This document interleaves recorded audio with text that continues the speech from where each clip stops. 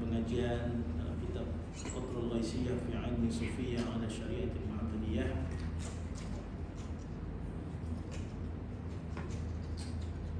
Pada membahaskan tentang ilmu tasawuf yang telah lama kita tangguh pengajian. Saya mohon maaf atas penangguhan tersebut kerana terlibat dengan program penyelidikan di luar negeri, di Turki dan beberapa luar negeri yang lain. Hampir sebulan lebih di sana. Dan insya-Allah sama perbahasan kita pada musim apa tuan-tuan? Saya perlu ingat kita berhenti di mana? Usul 7 di mana? Nama ilmu tasawuf. Manakala nama ilmu tasawuf. Baik. Alhamdulillah kita masih dalam bab muqaddimah. Selesai daripada membahaskan berkaitan dengan makna tasawuf dari segi lugah, dari segi bahasa dan dari segi syarak.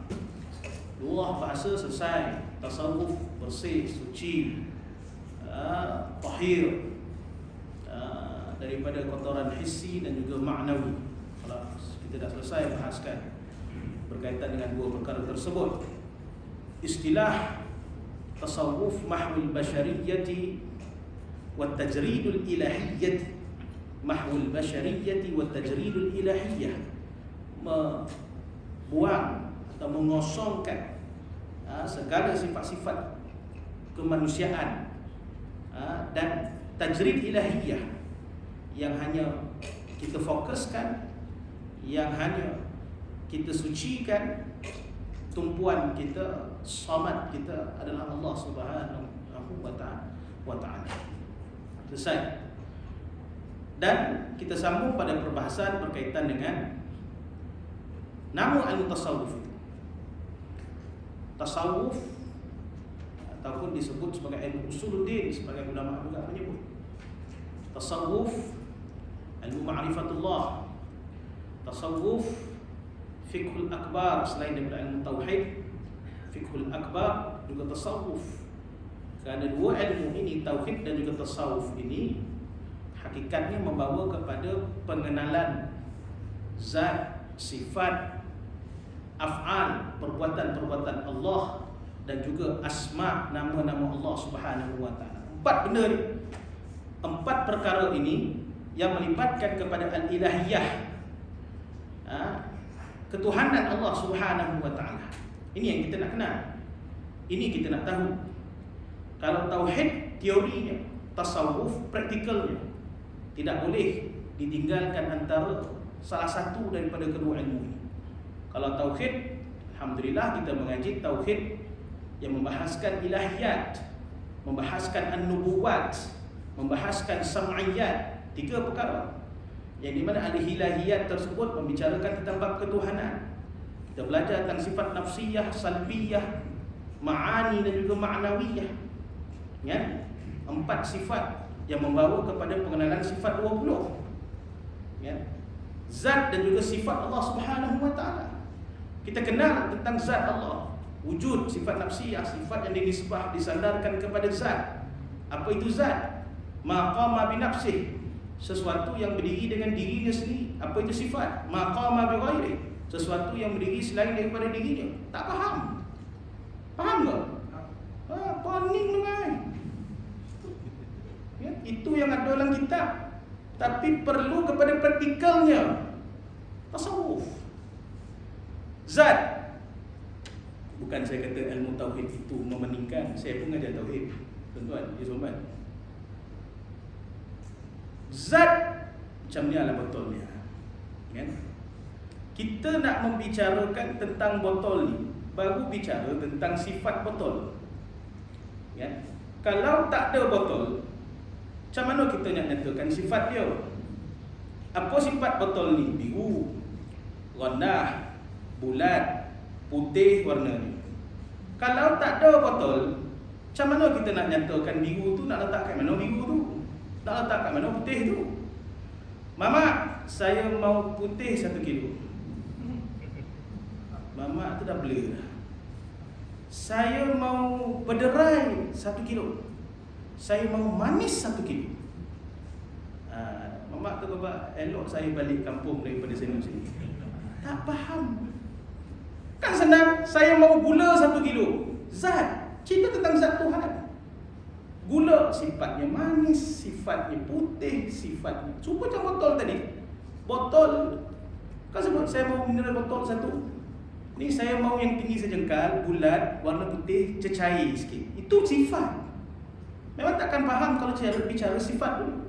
Yang kita nak kenal zat dulu. Tasawuf nak kenal zat Tuhan. Zat Tuhan, hakikat ketuhanan dulu. Nak kekal, nak mengenal hakikat ketuhanan. Kat mana disebut?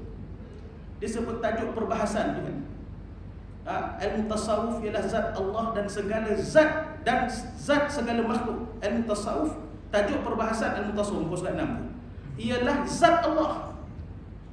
Muka surat 6. Adapun tajuk perbahasan ilmu tasawuf ialah zat Allah Subhanahu wa taala. Nak cerita zat dulu. Kenal zat dulu. Kalau ngaji pondok dulu.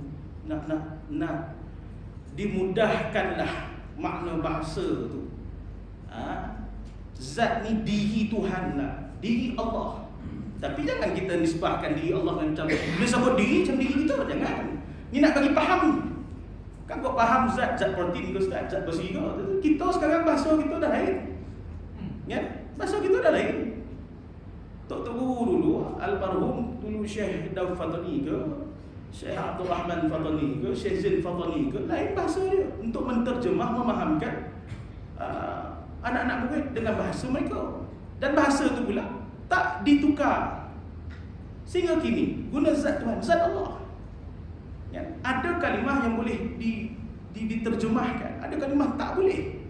Karena itu bila maksud zatillah, zatullah, membawa maksud maqama bi nafsi, sesuatu yang berdiri dengan dirinya sendiri.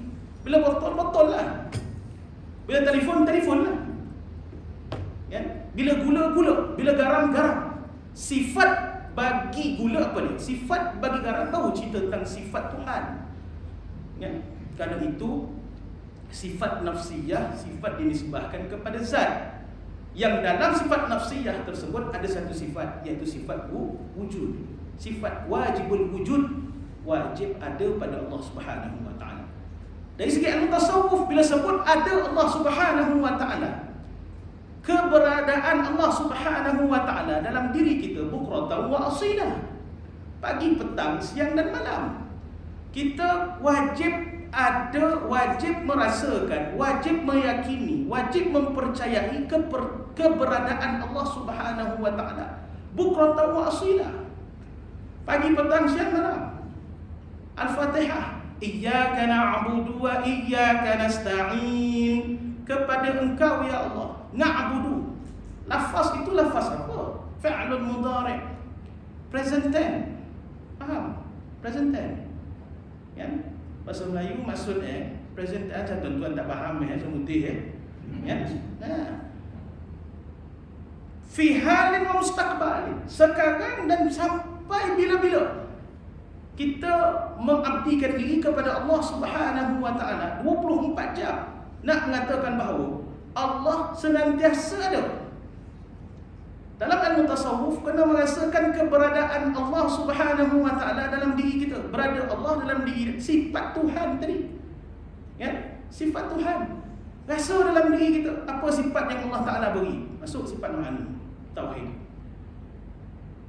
Qudrah, iradat, ilmun, hayyun, sama', basar. Saya dah bahaskan sebelum ni. Saya dah cerita dah sebelum ni. Kan? Dah lupa Ustaz pernah tak 2 bulan. Macam mana? Tenggelam timur Ustaz zaman sekarang ni macam mana kan? Ya. Qudrah, iradat, ilmun, hayyun, sama', basar. Itu sifat Tuhan. Kita ada qudrah tak? Ada. Tak petang ni dah. Kan? Ada tak kemampuan kita? Ada tak tenaga kudrat? Ada mana kudrat? Qudrah bahasa Arab. Kudrat gambar. Kan? Iradah maksud kehendak. Tuhan yang Maha berkehendak. Kita ada tak kehendak? Ada. Takkan tak nak kehendak datang ke masjid, datang ke surau, kehendak mengaji. Ilmu. Ada ni buka kitab ada. Ya, Allah, ilmu, sifat Allah. Hayyun, Maha hidup. Hidup tak kita? Hidup. Sama, dengar tak kita? Dengar. Basar, lihat tak kita? Lihat.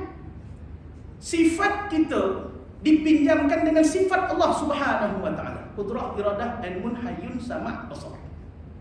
Tuan-tuan. Maka kerana itu yang Allah Ta'ala pinjamkan kepada kita. Apa hikmah dia? Sebab apa? Sebab nak memastikan keberadaan Allah dalam diri kita.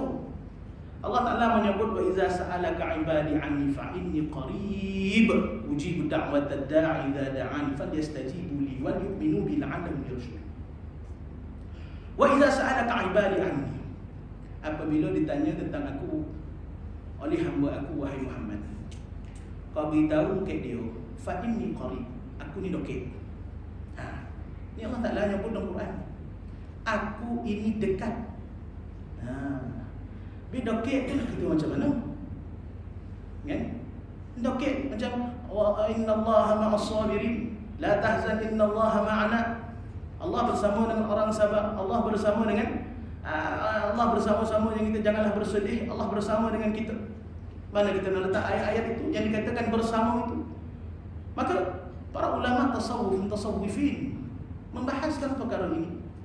Bila yang dikatakan wujud zat Allah Ta'ala pada ilmu tauhid, pada ilmu tasawuf merasakan, meyakini, beriktikad, mempercayai bahawa sifat-sifat Allah, kuasa Allah, kehendak Tuhan, ilmu Tuhan, sama' Tuhan, basar Tuhan, kalam Tuhan, semuanya ada pada diri kita yang menyebabkan kita menjadi hamba kepadanya, dan memastikan apabila kita merasakan keberadaan Allah sentiasa berada dalam diri kita, kita nak buat maksiat kita takut.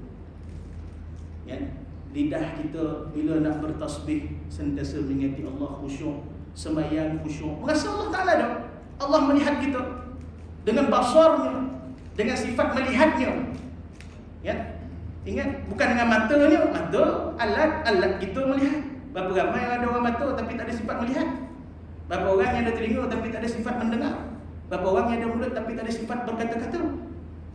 Ya, ingat, sifat lain, alat lain, tak sama dah.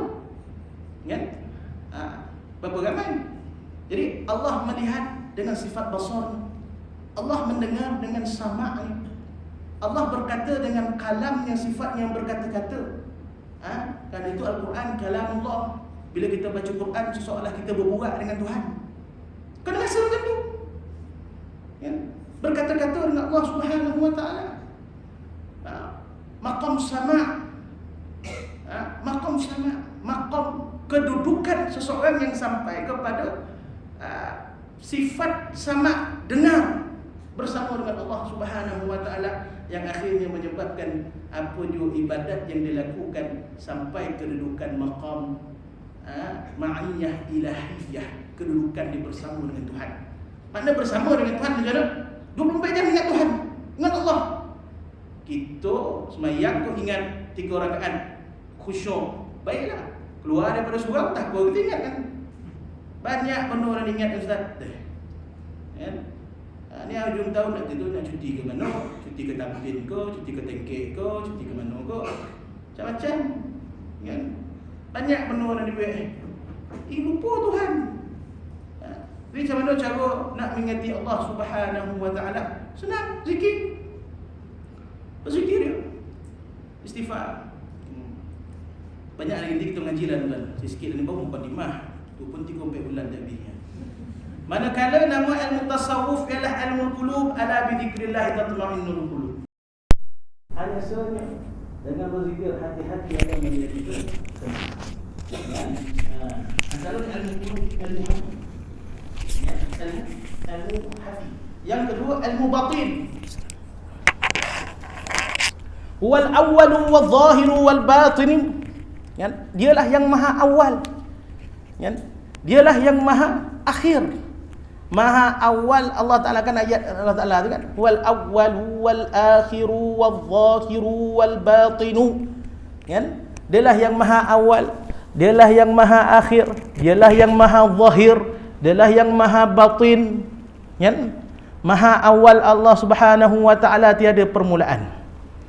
La bidayata lahu. Kan? Tiada permulaan Allah Subhanahu wa Ta'ala, itu kidam Allah Ta'ala. Sifat kidam, sifat qadim Allah Ta'ala. yang bersifat dengan sifat azali. Azali maknanya tak ada permulaan. Wal akhiru adamul intiha, adamul intifa, adamul inqidha. Akhir Allah Subhanahu wa taala itu tiada penamatnya. Kita, awal kita ada mula, kan? Dilahirkan daripada benihnya, seketul dagingnya, ada rohnya, ada nafsunya, ada akalnya, semua itu permulaan. Allah tiada. Wal awal, dia awal, betul dia awal. Tapi dalam nisbah kita, jangan kita nisbah dengan sifat makhluk. Makhluk awal ada permulaan. Allah Ta'ala awal tiada permulaan. Akhir, kita ada penamat. Allah Ta'ala tiada penamat. Dia akhir, betul, dia maha akhir dengan baqa sifatnya. Wa zahir, dan dialah yang zahir. Zahir ini dibahaskan para ulama. Zahir Allah Ta'ala dengan sifatnya, dengan kekuasaannya. Maka apabila sampai ayat-ayat mutasyabihat, ayat-ayat perumpamaan yang merumpamakan sesuatu kepada makhluk, maka wajib bagi kita mentakwil ayat tersebut dalam Al-Quran dengan takwilan sifat Tuhan. Summa stawa 'alal 'arsy, maka Allah bersemayam. Allah tidak bersemayam. Istiwa dengan maksud semayam, tapi Tuhan tidak bersemayam. Macam mana semayam raja atas tahta? Tidak. Semayam atas arasy.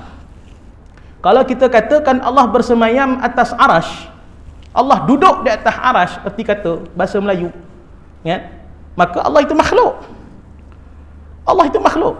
Jadi Allah nak zahirkan summa stawa 'alal 'arsy, yang dikatakan zahir, menzahirkan kuasanya. Allah menguasai arasy. Kena takwil. Yadullah fawqa aydihim, tangan Allah berada di atas mereka itu. Takkan nak kata tangan Tuhan. Kena zahirkan dengan sifat Tuhan, kuasa Allah ke atas mereka itu. Wa yabqa wajhu rabbika maaf. Wa yabqa wajhu rabbik dzul jalali wal ikram, dan kekallah wajah Tuhan, wajah kekuasaan Tuhan. Allah yang maha berkuasa, qudrat, iradat, ilmun, hayy dan sebagainya. Kan? Maka dinisbahkan, ditakwilkan kepada kekuasaan yang zahir kuasa. Maka nampak Allah mencipta kita. Kita cuba tengok alam yang dicipta oleh Allah. Atas kuasa, iradatnya, ilmunya, samaknya, basarnya, kalamnya, dan pelbagai lagi. Kan? Sifat-sifatnya yang ada dalam 99 nama bagi sifat Allah Subhanahu wa taala. Dah kita bahaskan sebelum ini. Itu zahir. Perlu kepada takwilan, perlu kepada tafsiran. Tak boleh kita menterjemah dengan mengikut sesuatu tafsiran yang dinisbahkan kepada tafsiran makhluk. Kalau kita Allah Ta'ala, kita katakan duduk, makhluk pun duduk, tak boleh, haram. Sifat Allah mukhalafatuhu lil hawadis. Allah itu bersalahan dengan sifat makhluk. Makhluk yang menerima binasa. Apa maksud makhluk? Apa maksud makhluk? Ma siwallah, sesuatu selain Allah adalah makhluk. Itu maksud dia. Senang. Tak payah pening-pening. Gunung makhluk, bintang makhluk, saya pun makhluk, semua makhluk. Yok, pueh nyebut dia kan? Kan? Pueh menyebut sesuatu selain Allah adalah makhluk. Itu terjemahan bagi makhluk. Itu maksud bagi makhluk. Makhluk terjemah bahasa Melayu yang dicipta, yang dijadikan. Kan? Makna bagi makhluk, maksud bagi makhluk masih wallah. Selain Allah adalah makhluk, malaikat ke nabi, tak kira lah, arasy ke, yang berada di alam malakut, qalam Allah, luh mahfuz Allah, malaikat, arasy, langit 1, 7, sidratul muntaha, semuanya itu adalah makhluk. Semuanya itu adalah makhluk.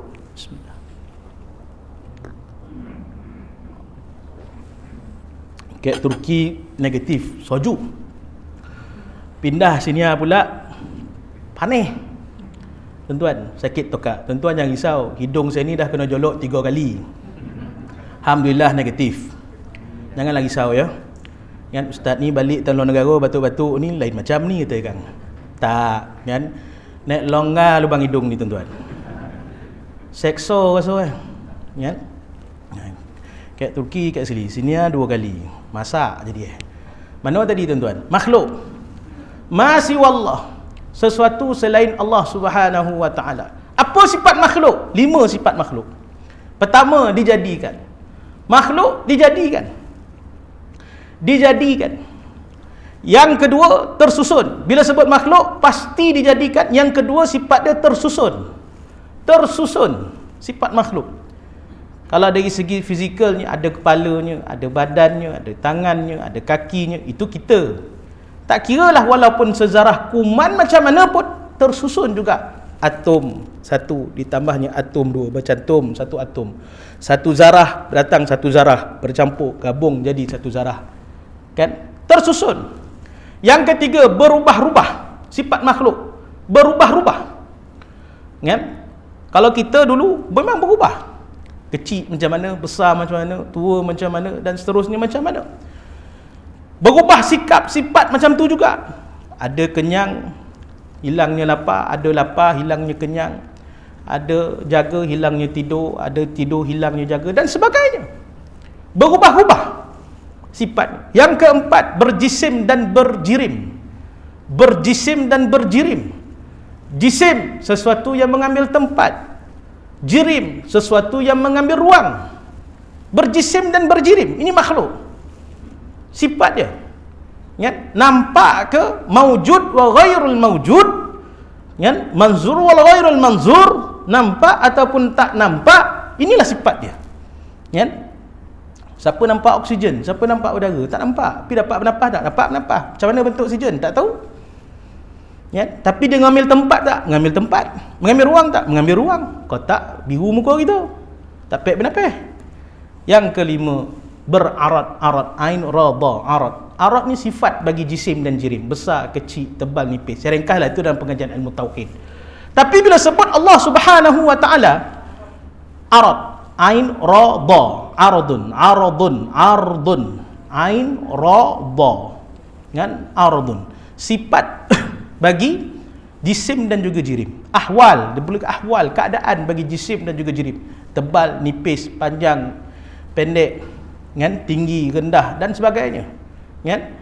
Lembut, keras, itu ahwal. Kan?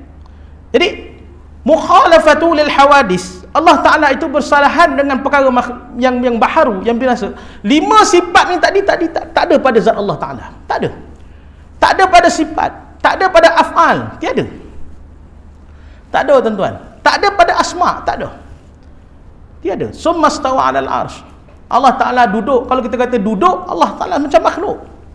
Bertempat, mengambil ruang, duduk di atas arasy.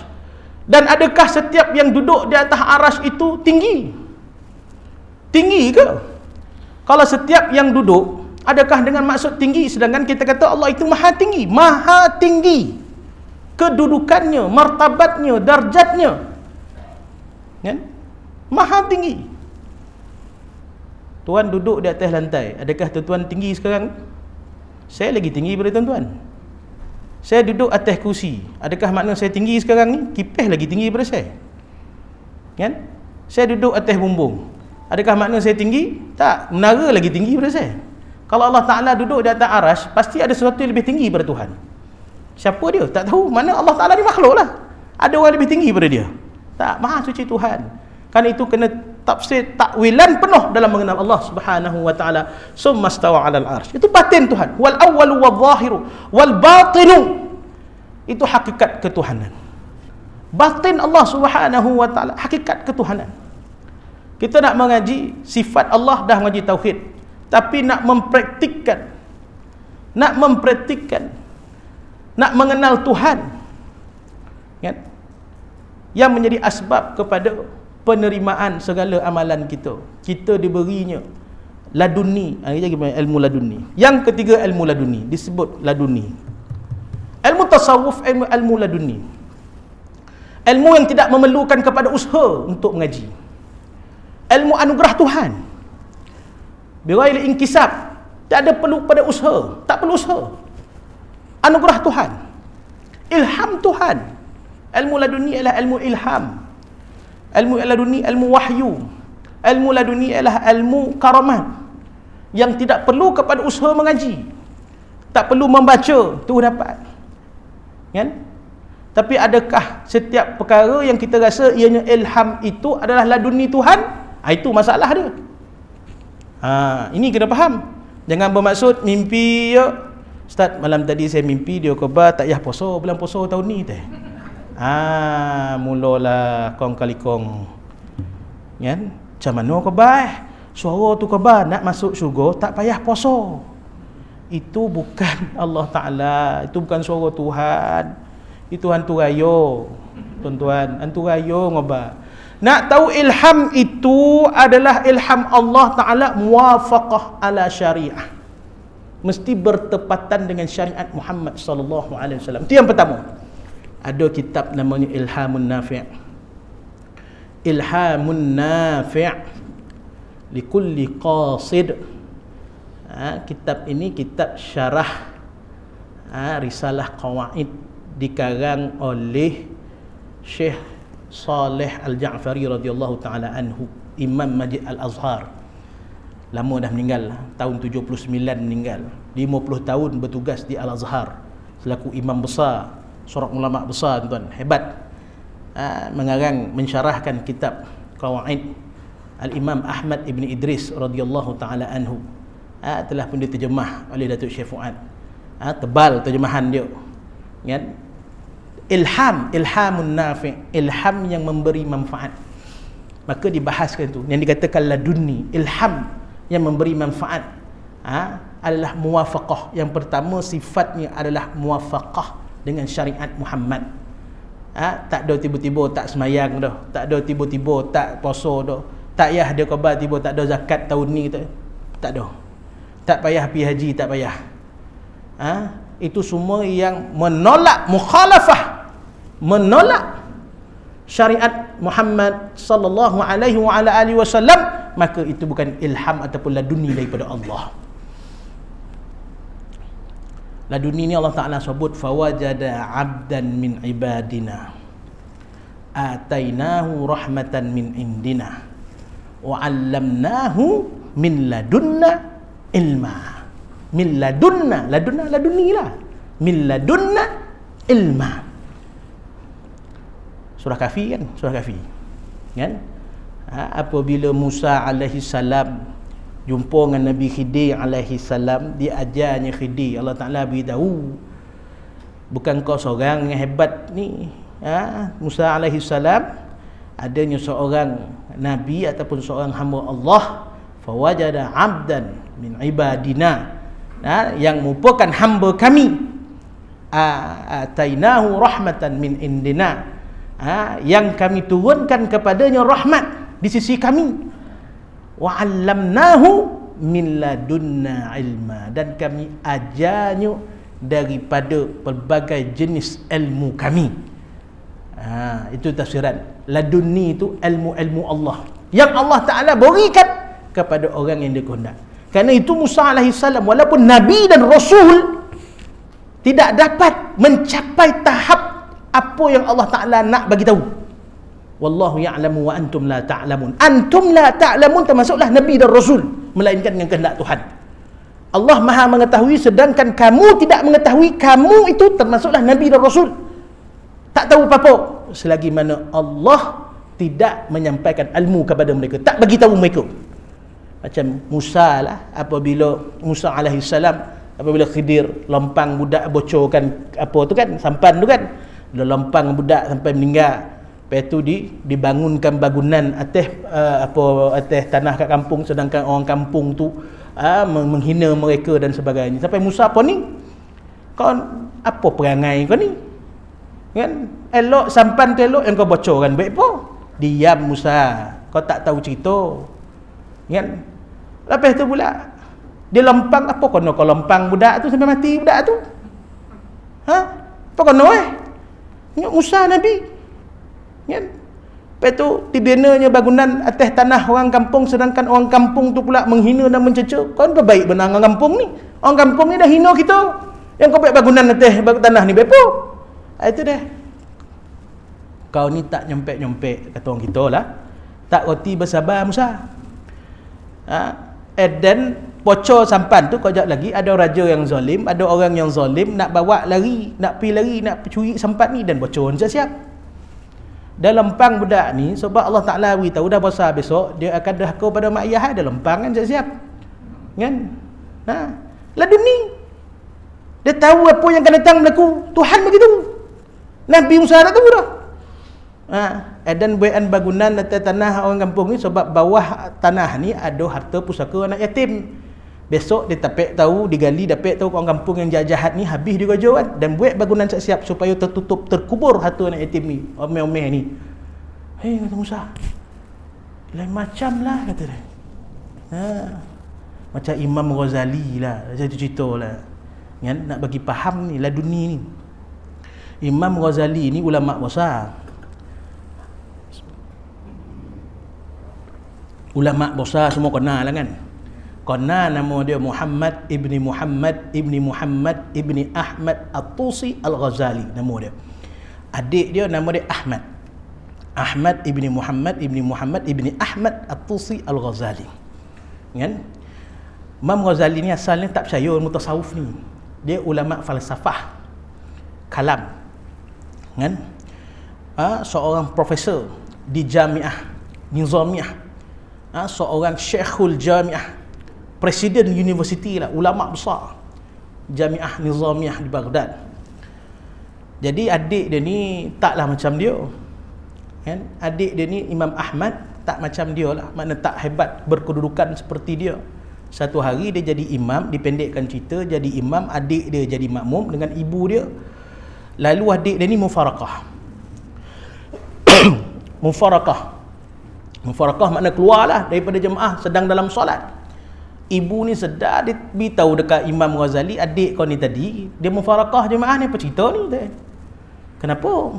Imam Ghazali tak setuju. Marah adik, pahal pula. Kenapa pula kau mufarakah? Batal kau sembahyang dan kan? Mak kau batal kau? Tak batal mak kau bah. Dia tanya kau, mak tak batal lo elok dan. Habis pula dia kan batal sembahyang kau tu. Apalah? Dia kan. Dia nampak darah seluruh baju kau, seluruh jubah kau penuh dengan darah. Najis. Imam Ghazali dah risau. Tak ada pun. Kan? Tak, tadi dalam sembahyang dia nampak. Apa yang kau fikir tengah sembahyang tadi? Kata Imam Ahmad adik. Kan? Kata Imam Ghazali, dan fikir tentang masalah haid. Masalah fiqh. Masalah fiqh. Ulama zahir, masalah fiqh, masalah tu, masalah ni, masalah ni. Masalah haid. Makna tak khusyuk lah. Tak khusyuk. Mana ilmu berapek ni tu? Adik gana berabang. Kan?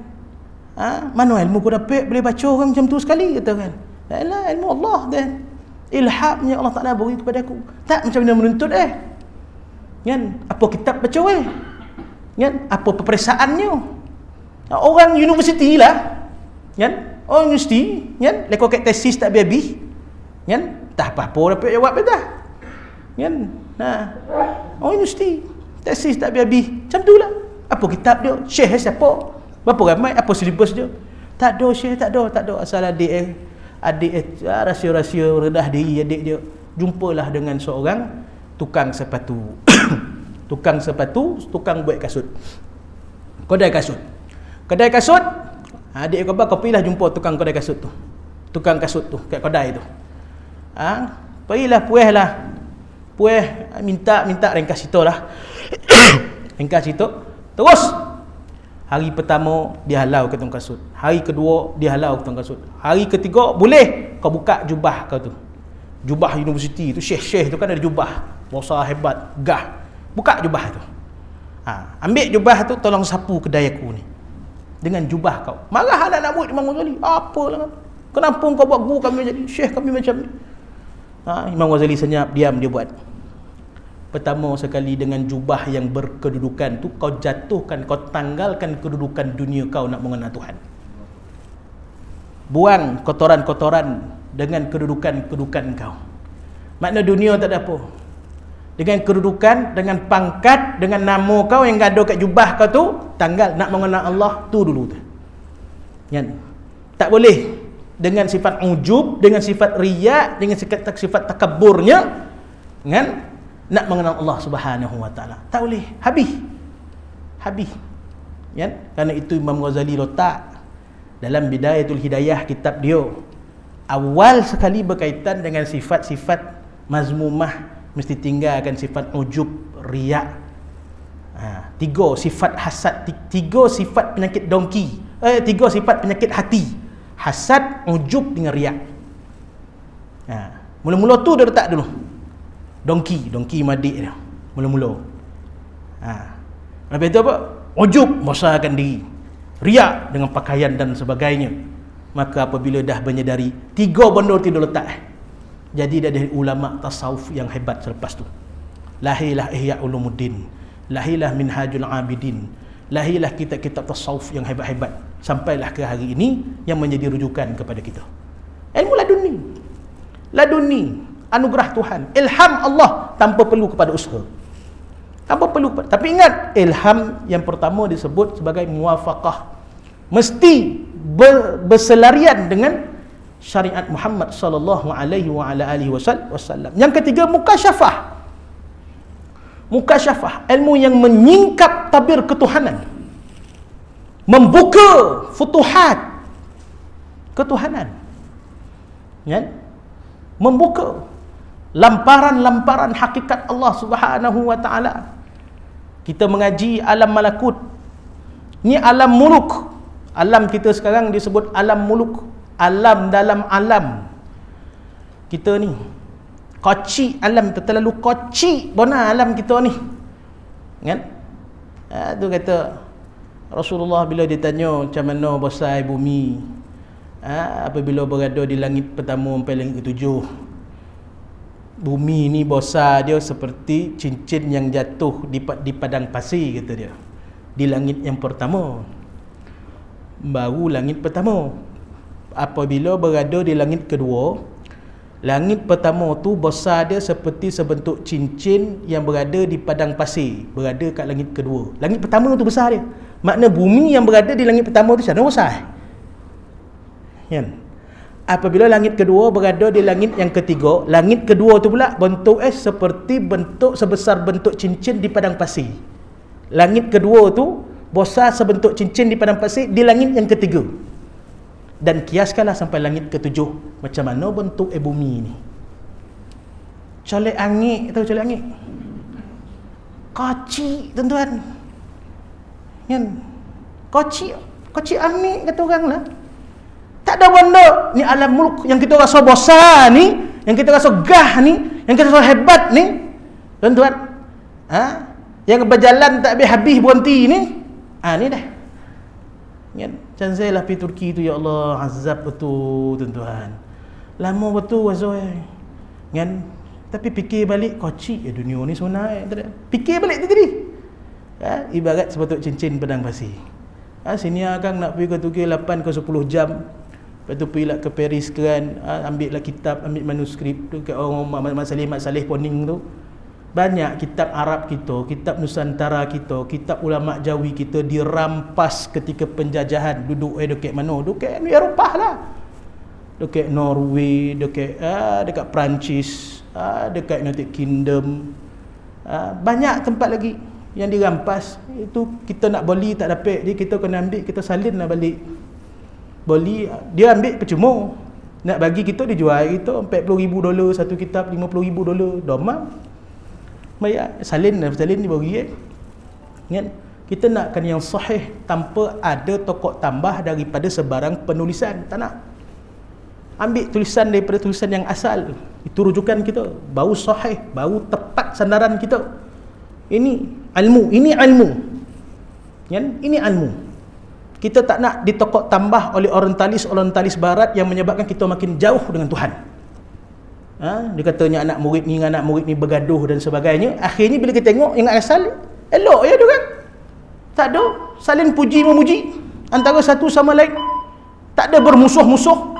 Dia katanya negara Islam ni hasil daripada peperangan, kan? Negara Syria berperang dengan ni, Syam berperang dengan ni, Mesir berperang dengan ni. Tak ada. Ulama ni pun turut berperang membunuh ulama ni. Tak ada. Ditipu, kita ni tertipu. Tuan-tuan, minta maaf cakap, termasuk dengan sejarah kita yang kita mengaji selama ni. Tertipu. Tuan-tuan, pergi baca balik. Semua ada dekat library, dekat United Kingdom lah. Dia ada dekat London lah. Pergi kat universiti dekat London lah. Sebanyak-banyak di Durham University dan sebagainya lah. Banyak lagi tuan-tuan. Ilmu mukasyafah, ilmu yang menyingkap tabir ketuhanan. Kan? Kita nak tahu alam malakut. Sebab apa kita kena belajar ngaji? Alam-alam macam ni. Sebab roh kita akan berpindah ke alam ni tak lama lagi. Roh kita. Kan? Kita selesai siapkan badan kita, makan kita, minum kita, apa kita, uti canai kita, semua siap. Tuan-tuan, jasad kita. Masalah sekarang jasad ni tak dibawa pergi ke sinun. Roh saja. Bawa ke alam malakut. Himpunan segala alam disebut alam malakut ni. Himpunan segala alam. Alam malakut ni. Alam malaikat dalam tu, alam nabi dalam tu, alam roh dalam tu, segala alam. Itu belum kita cerita alam dalam alam tersebut. Alam lahut, alam jabarut. Banyak kena ngaji Junai. Kan? Ini kita nak mengaji tentang hamparan-hamparan. Itu pun tak mampu kita nak mengetahui semua apa yang ada pada Allah Subhanahu wa taala. Tak mampu. Sebab apa?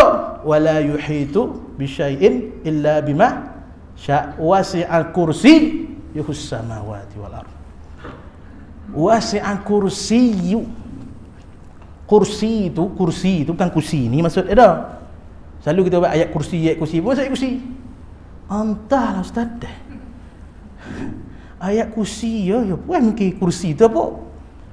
Ulama menafsirkan kursi itu ilmu, wasi'an kursiyyuhus samawati wal ard, dan luaslah kursi Allah, makna luaslah ilmu Allah pada langit dan juga bumi, luas. Wala yuhitu, ayat sebelum tu apa? Wala yuhitu apa? Dah lupa masing. Wala yuhitu bisyai'in illa bima sya' kan? Dan tidaklah meliputi dengan sesuatu melainkan dengan kehendaknya. Apa benda yang meliputi itu? Wasi'a kursiyyuhus samawati wal ard wa la ya'udhu hifdhuhuma wa huwal aliyyul azim. Wasi'a kursi, makna luas kursi, luas ilmu Allah. Ulama menafsirkan kursi itu ilmu. Tak sampai kita nak mengetahui semua. Bahkan Rasulullah sendiri pun tak mampu menguasai ilmu Allah Subhanahu wa taala. Kerana itu ada ulama menafsirkan nun, harful nun tu. Nun tu kan separuh. Kan? Maka separuh itulah separuh ilmu ketuhanan yang ada pada Rasulullah. Adapun separuh lagi itu tak ada.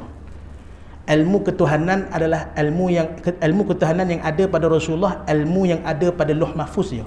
Iaitu ilmu yang berkaitan dengan maujudat, ilmu alam yang maujud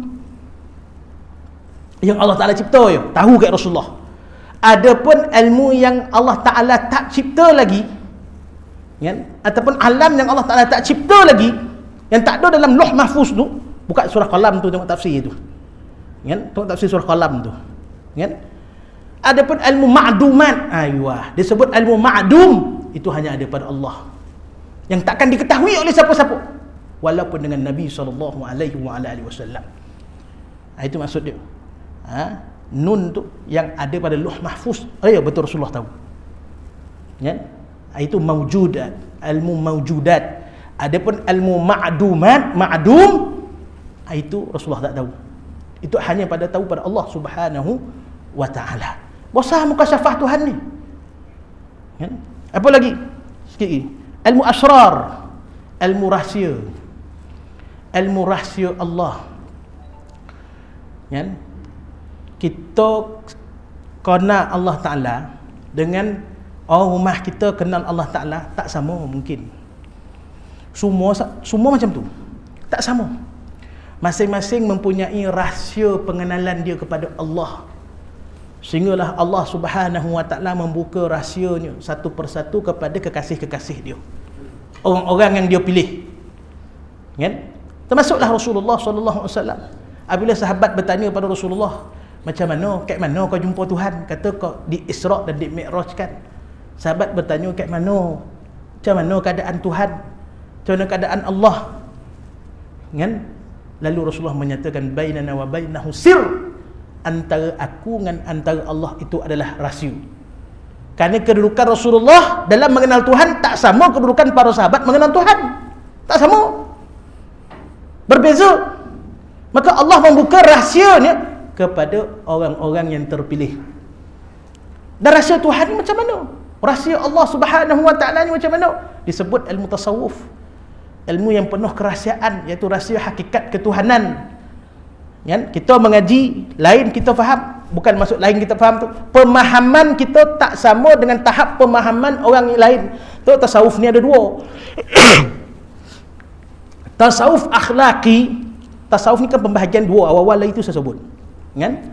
Awal-awal lagi tu saya sebut tasawuf ni pembahagiannya dua. Siapa ingat? Tuan-tuan. Dah lupa Ustaz, 2 bulan tak jumpa, ingat macam mana?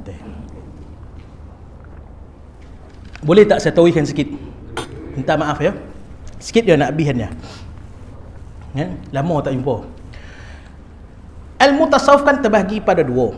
Satu tasawuf umumi. Tasawuf umumi, tasawuf akhlaki, tasawuf abdani, tasawuf ajsadi. Umum, amar makruf nahi munkar, buat perangai elok-elok, tinggalkan benda yang dilarang, buat kebajikan. Itu tasawuf umumi. Tasawuf yang kedua, saya pendek ringkaskan. Tasawuf yang kedua disebut tasawuf isyraqi, tasawuf khususi, tasawuf isyraq. Umum tadi membahaskan tentang perihal jasad, tinggalkan buat benda yang jahat, buat benda yang baik, amar makruf nahi munkar, tinggalkan mazmumah, buat yang mahmudah. Itu jasad. Makna baik-baik sama orang, jangan cakap buruk sama orang, jangan sakitkan hati orang. Itu tasawuf, betul. Kan? Dari segi tasawuf, pada fiqahnya, bila sebut semayang, pastikan bersih luar, bersih dalam. Macam mana cara beristinja dengan sebenar, taharah yang sebenar, wuduk dengan sebenar, tayammum dengan sebenar. Kan? Tasawuf, itu tasawuf akhlaki, ajsadi, abdani, badan, jasad. Tasawuf yang kedua, tasawuf khususi, isyraqi, yang membahaskan kepada perihal roh dalam badan ni. Kan?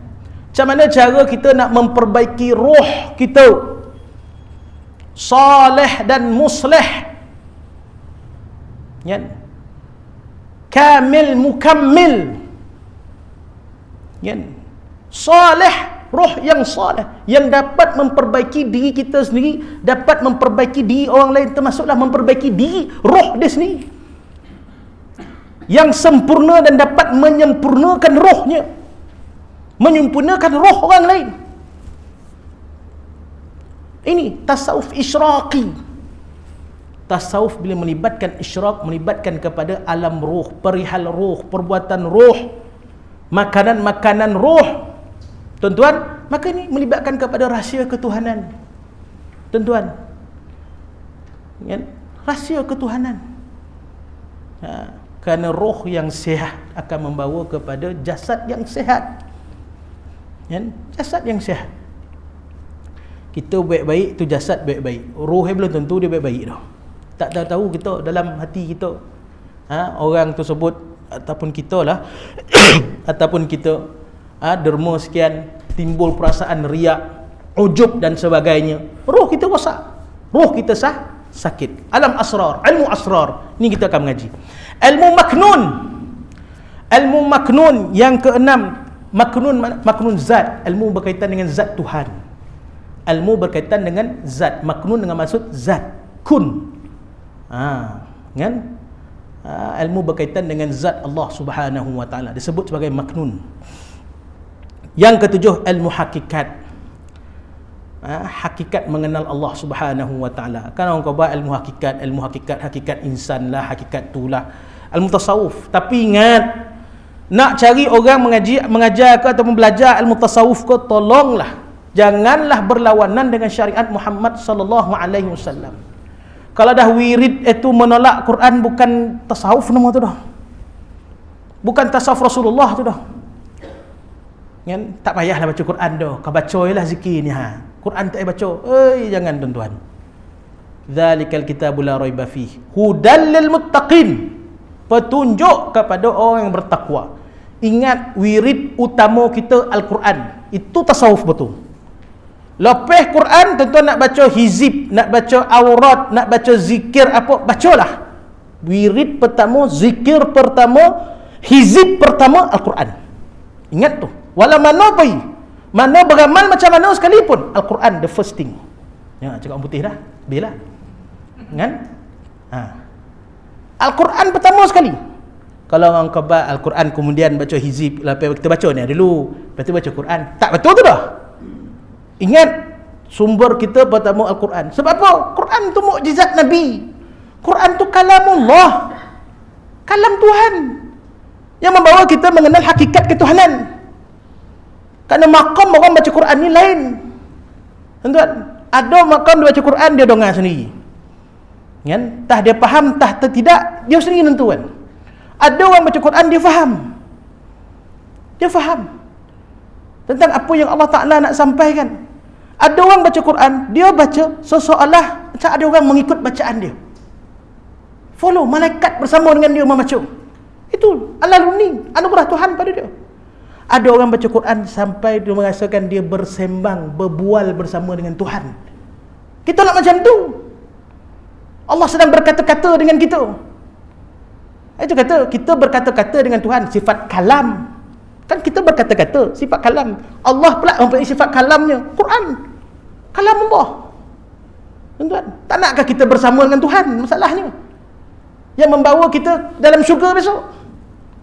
Itu yang penting. Yang pertama Quran, yang kedua baru cerita sunnah Rasulullah, yang ketiga tuan-tuan nak baca wirid ke apa, boleh, tak ada masalah. Sunnah dengan maksudnya lepas Quran, selawat. Ada selawat, pertama zikir, kedua selawat. Zikir itu Quran lah, Quran tu zikir lah.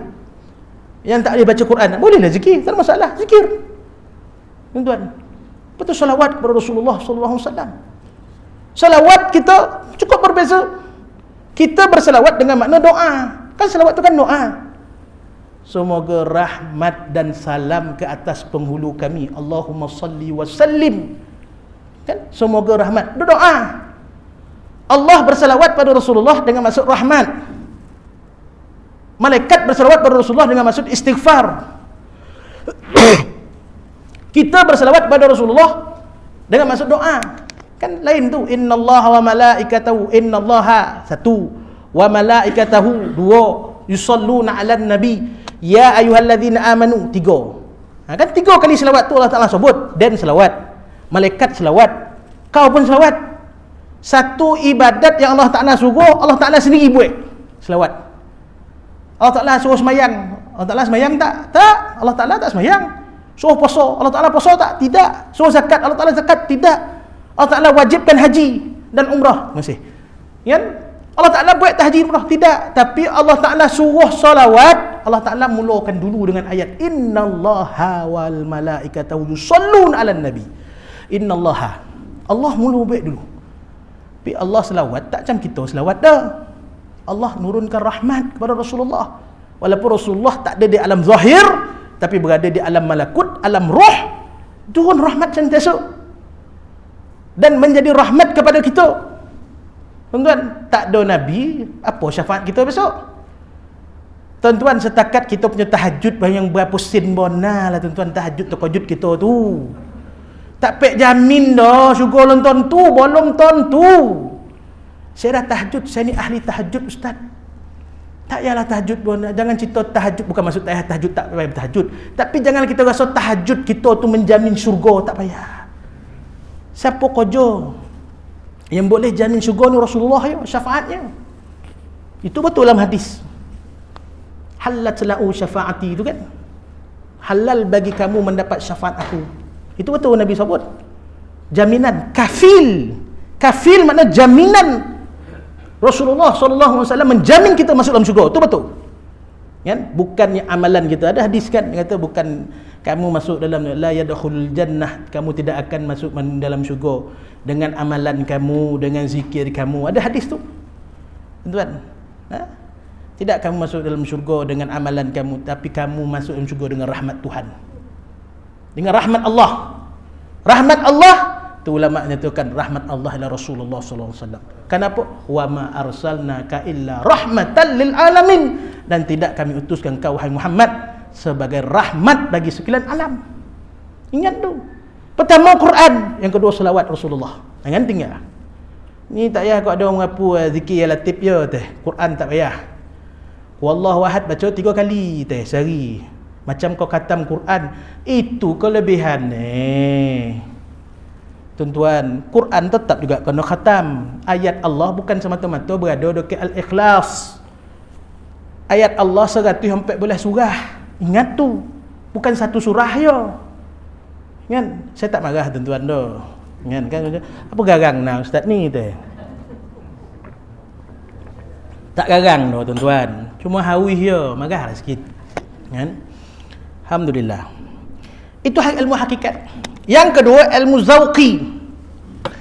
Ilmu zauqi, ilmu kelazatan. Bila kita beribadat, Allah Ta'ala turunkan anugerah ilham ataupun kelebihan zauq. Makna bila tadi baca Quran tadi seronok tadi tuan-tuan. Dia beza tu, zauqi dengan wujdani ni lain. Dua-dua nampak macam sama tapi berbeza. Kan? Sama tapi tak serupa ayat dia. Kan? Zauqi ni ialah kelebihan Tuhan, anugerah Allah, fadlullah. Zauqi adalah ilmu kelazatan dalam melakukan apa jua ibadat yang dianugerahkan oleh Allah Ta'ala kepada seorang hamba. Apabila dia semayang, contoh, kan, seronok dia semayang. Kan? Sebagai ulama katakan apa, antara semayang yang diterima oleh Allah Ta'ala apabila seorang tersebut dia solat, dia rasa tenang. Lepas semayang 2 rakaat tu, ustaz, ya Allah tenang kata seronok lapang dada ni. Terima kat Tuhan waktu tu. Doa lah apa benda kau nak minta. Kan? Minta lah walaupun orang rumah tak setuju dengan permintaan kita. Minta. Waktu tu minta. Kan? Kan? Tetap Allah Ta'ala, orang rumah akan lembut hati oleh Allah Ta'ala. Kerana makbul le waktu tu. Contoh tak semestinya betul, tuan-tuan. Kan? Jadi minta waktu tu. Makna seronok dalam melakukan apa jua ibadat. Zauqi, zauq. Kan? Zauq. KL ada satu tempat nama Zauq kan? Itu kelab malam. The Zauq kan? The Zauq. Dulu kat Ampang kan? Sekarang dia dah pindah kat Sungai Besi kan? Kat tepi highway tu, dekat tepi flyover tu. Kalau main bosan, saya jahil mula tu, Zauq kata, ni pusat tarikat ke apa ni? Hupo kelab malam, night club, tuan-tuan. Memang Zauq orang tu. Kau dengar kat lagu-lagu kan, memang weng dia kan. Nah, Zauq tuan-tuan, itu ilmu kelazatan. Yang kedua, ilmu wujdan. Ilmu tasawuf disebut sebagai ilmu wujdan. Ilmu yang seseorang melahirkan perasaan untuk mendapatkan kelazatan. Maksudnya apa? Dia sendiri melahirkan suasana khusyuk tu. Dia sendiri menolak tamparan-tamparan, godaan-godaan iblis, bisikan-bisikan iblis. Imam Ghazali dia ada tulis dalam Ihya, diringkaskan oleh Syekh Jalaluddin Al-Qasimi dalam kitab Bimbingan Mukmin tu. Itu ringkasan daripada Ihya Ulumuddin yang tebal tu. Syekh Abu Qasim Jalaluddin, Syekh Jalaluddin Al-Qasimi kan, apa Bimbingan Mukmin tu kan, apa nama bahasa Arab dia dah lupa lah, tapi Bimbingan Mukmin tu lah terjemahan tu yang tebal tu kan. Diringkaskan Ihya Ulumuddin. Antara ilmu wujdan yang dikatakan ilmu untuk melahirkan perasaan khusyuk pada Tuhan kan? Makna yang pertama ada 6 benda. Ada 6 perkara yang melahirkan khusyuk kepada Tuhan, yang melahirkan perasaan wujdan. Wujdan ni perasaan untuk zauq pada Allah. Seronok sebab lahir daripada kita. Bukan anugerah Tuhan, kita berusaha untuk khusyuk dengan Allah Subhanahu wa ta'ala. Yang pertama, tahdirul qulub. Hadir hati. Apa maksud hadir hati? Contoh semayang, Allahu Akbar. Hati ini dengan niatnya kita semayang apa, dia tahu setiap kali perbuatan-perbuatan dalam solat, dia mengenal, dia tahu, dia dapat memastikan bahawa solat itu dengan rukunnya, tanpa meninggalkan, tanpa melupakan apa yang dibacanya. Yang pertama, hati ni dia tahu, oh tengah takbiratul ihram. Yang kedua, tengah baca Fatihah. Yang ketiga, terus dengar rukuk. Kemudian i'tidal, kemudian sujud. Ada orang dalam solat dah Fatihah ke belum? Dah Fatihah? Ada tak? Ada. Tuan, mana khusyuk dah lagi dah tak ada tu dah. Dah tak ada tu dah. Tuan, ontianlah. Kan? Sampai mikir bukan-bukan ni kan. Apa nak makan tengah hari ni? Dan semayang mikir makan dalam solat bermikir tentang makan tengah hari dan sebagainya. Tapi apabila tahdirul qulub, hadir hati dalam setiap kali pertuan solat, makna baca Fatihah tu sungguh-sungguh. Kan? Yang kedua, tafhimul makna. Yang kedua, tafhimul makna, faham makna. Allahu Akbar, pasang niat siap-siap. Takbiratul ihram. Allahu Akbar kabira walhamdulillahi katsira wa subhanallahi bukratan wa asila. Wajjahtu wajhiya lilladzi. Tadi dah beritahu Allahu Akbar kabira walhamdulillahi katsira wa subhanallahi bukratan wa asila. Kena tengok makna-makna tu, makna-makna ringkas yo. Takkan Allahu Akbar tak faham makna Setiap kali TV3 tu tulis makna Allahu Akbar, Allah Maha Besar, Allah Maha Besar. Takkan tu pun tak faham. Tuan-tuan, ngambil boreh jadi lupa. Kenapa kau nak tengok Allahu Akbar kabira walhamdulillah. Takkan alhamdulillah pun tak tahu. Segala puji bagi Tuhan. Kan? Wa subhanallah. Takkan subhanallah, maha suci Tuhan. Bukratan wa asila. Ya Allah, kau ni maha besar. Ya Allah, kau ni lah maha terpuji. Kau ni lah maha suci. Bukratan wa asila. Pagi, petang, siang, malam, sentiasa kedudukan kau ni. Makna dia faham makna tu. Faham makna. Wajjahtu wajhiya lilladzi. Aku menghadap engkau ya Allah. Bila dia kata aku menghadap engkau ya Allah, ui seronok rasa tuan-tuan. Menghadap Tuhan. Kan? Kita ngadap raja macam mana ngadap raja? Tu sapi-sapi, tu sapu-sapu, kita cenia-cenia lah cenia-cenia. Kan? Ni wajjahtu wajhiya lilladzi. Aku menghadap engkau ya Allah alladzi fataras samawati wal ardh hanifan muslima. Kan? Tuhan yang menjadikan langit dan juga bumi. Hanifan, yang cenderung aku ini muslimah, menyerahkan diri aku kepada engkau ya Allah. Cerita panjang tu tuan. Pada Fatihah. Makna hadir hati. Hadir hati kita. Tu pasal doa iftitah ni sunat muakkad. Sunat tuan-tuan, sunat muakkad. Nabi galaan baca doa iftitah ni. Tapi jangan baca bismillah. Kalau dah Allahu Akbar, bismillahirrahmanirrahim, Allahu Akbar kabira walhamdulillah. Itu tak dibuat kat Nabi dah. Nabi tak baca bismillah. Kau dah baca bismillah, bacalah Fatihah tu. Kan? Bacalah Fatihah tu. Sebab bismillah salah satu ayat daripada Fatihah. Kata Imam Syafi'i, wajib. Dah jadi satu ayat dah. Tauhidlah baca Fatihah. Tuan-tuan kan? Supaya macam sembahyang raya 7 kali takbir. Tapi bila dah takbir Allahu Akbar, bismillahirrahmanirrahim, jangan mengada-ngada nak angkat takbir lagi. Angkat takbir 7 kali itu sunat. Bismillah tu dah jadi wajib. Maka tauhid lah. Tak payah nak gostan-gostan, dah gelabah dia dah. Macam mana dah terlupa pula. Bantai dia buat takbir ujung sekali pada rakaat terakhir. Dah 2 boleh takbir, berkepak-kepak orang buat.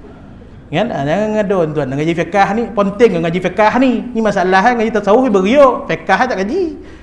Ponik jadi Apa ni tuan-tuan? Kan? Hadir hati dan faham makna. Faham makna bila sebut iyyaka na'budu wa iyyaka nasta'in, kepada engkau aku menyembah, kepada kau aku mohon pertolongan. Niat dalam hati itu ya Allah. Tempat kau lah, tak ada tempat lain dia nak mohon tolong ni ya Allah. Itu yang khabar bila baca Fatihah tu dah menangis melalak dah.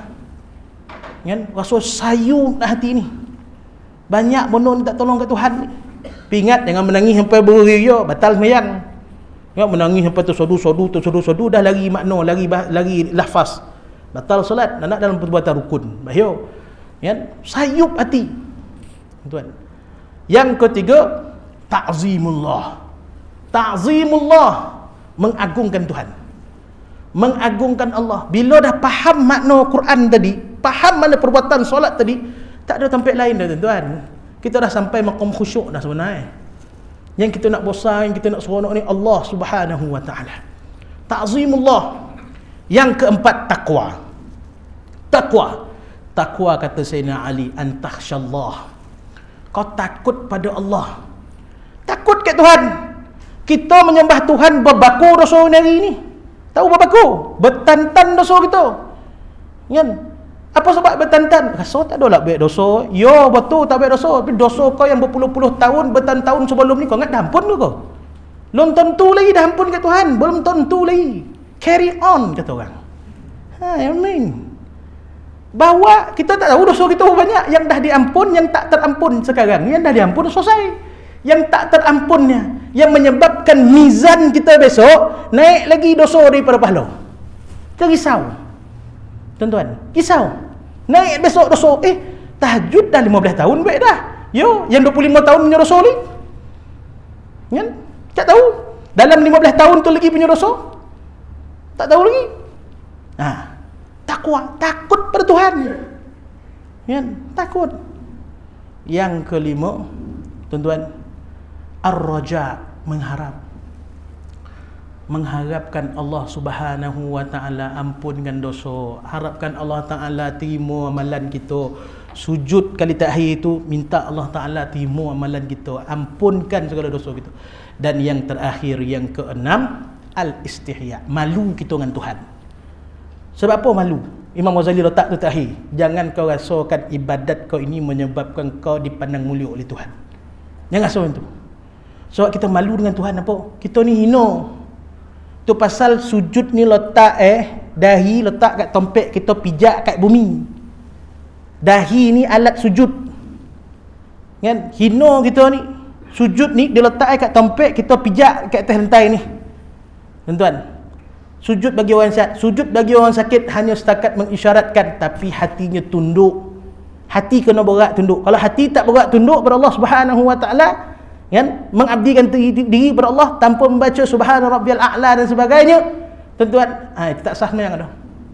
Kalau orang yang tak boleh sujud tadi, boleh sujud ni, tak ada masalah. Kan? Ni yang menggorakkan mata dan sebagainya, menggorakkan mata macam tu. Tanpa meletakkan hati ini tak tunduk waktu tu.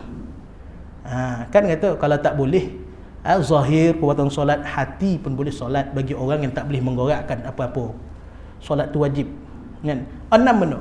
6 perkara, tuan-tuan, perempuan rahmati Allah Subhanahu wa taala, yang menyebabkan wujudan, perasaan khusyuk kita pada Allah Subhanahu wa taala. Dan beberapa nama lagi. Cukuplah, tuan-tuan. Nanti kita bahaskanlah sumber pengambilan ilmu tasawuf. Wallahu Subhanahu wa taala a'lam. Bismillahirrahmanirrahim. Alhamdulillahirabbil alamin. Salatu wassalamu ala asyrafil anbiya'i wal mursalin wa ala alihi washabihi ajma'in. Allahumma arzuqna fahman nabiyyin hifdzal mursalin wal malaikati qarami rahmatika arhamar rahimin. Sallallahu ala sayyidina maulana Muhammad wa sallallahu alaihi wasallam. Walhamdulillahirabbil alamin.